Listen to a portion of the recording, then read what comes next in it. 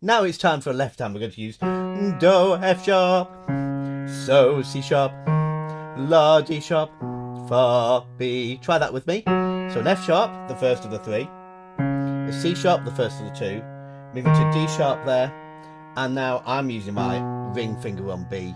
You might be using your little finger, whatever suits you. So we're going to go Tas, mi na, hey, hey.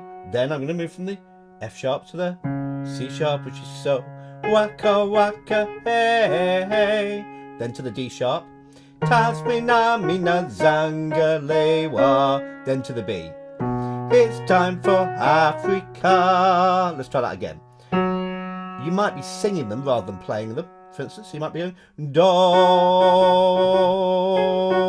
So,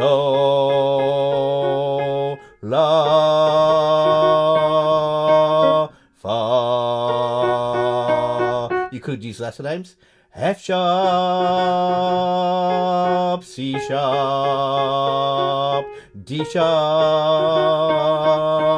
B, and then play. You find that improves your ability to hear two things at once.